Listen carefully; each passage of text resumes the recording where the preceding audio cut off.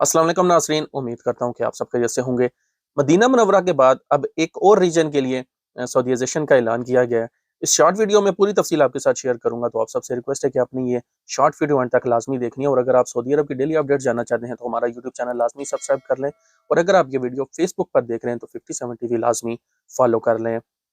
Saudi वज़ारत अफरादी क़ुव्वत और समाजी बहबूद ने जज़ान रीजन में कई पेशे और काम सऊदियों के लिए मुख्तस किए हैं। अकाज अखबार के मुताबिक वजारत अफरादी कुव्वत ने जजान गवर्नरेट के तावन से मुतद्दद पेशे और कारोबार सऊदियों के लिए मखसूस किए हैं। वजारत दाखिला और गवर्नरेट के तावन से अमल दरामद कराया जाएगा।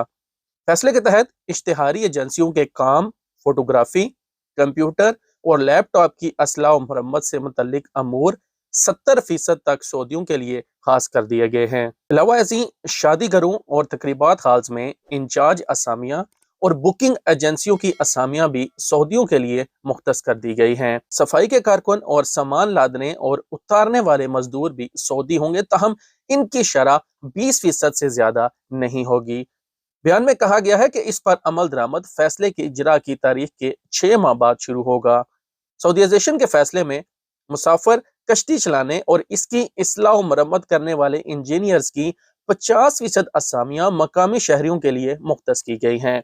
इसी तरह कश्तियों की सलामती के काम अंजाम देने वाले टेक्नीशियन, मल्लाह, अकाउंटेंट, कश्तियों की नकलो हरकत के निगरान, टिकट चेकर, महावन अकाउंटेंट वगैरह की असामियां भी सऊदियों के लिए मुख्तस कर दी गई हैं।